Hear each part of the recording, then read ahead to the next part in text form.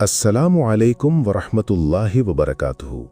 नाज़रीन किराम, बसा औक़ात हम दूसरों की इस्लाह करना चाहते हैं, उन्हें गलतियों पर टोकते हैं, लेकिन नादानिस्ता तौर पर हमारे दिल में तकब्बुर पैदा हो जाता है।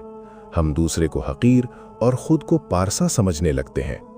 हकीमुल उम्मत हज़रत मौलाना अशरफ अली थानवी रहमहुल्लाह ने इस नफ्सियाती उलझन का एक ऐसा हल बताया है जो हमारी तरबियत के अंदाज को बदल कर रख देगा।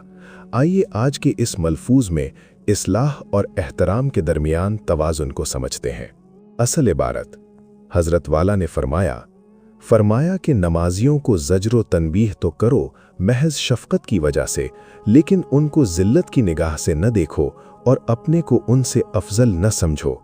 बस ज़ज्र व तनबीह तो इस बिना पर करो कि ये अपनी क़ुव्वत इरादी से काम क्यों नहीं लेते, और अपने को उनसे अफजल इसलिए न समझो कि ये माऊनियत हमारे साथ न होती तो हम भी ऐसे ही होते जैसे ये हैं। तो देखिए, ज़ज्र व तनबीह के साथ अदम तहक़ीर यानी हक़ीर न समझना किस तरह जमा हो गई। सलीस तशरीह। इस मलफूज का लुब्बे लुबाब ये है कि जब हम किसी को उसकी कोताही पर टोकें या डांटें तो उसके पीछे जज्बा नफ़रत नहीं बल्कि मोहब्बत और हमदर्दी होनी चाहिए।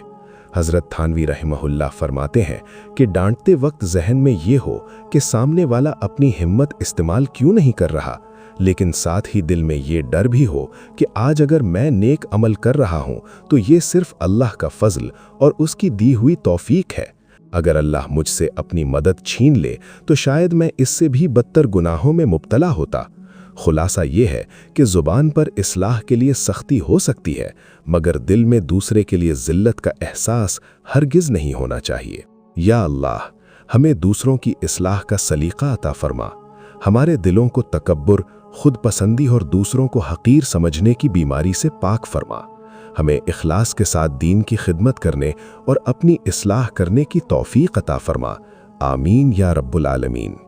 नाज़रीन, उम्मीद है हकीमुल उम्मत का ये मलफूज आपकी ज़िंदगी में मुस्बत तब्दीली का पेश खैमा साबित होगा।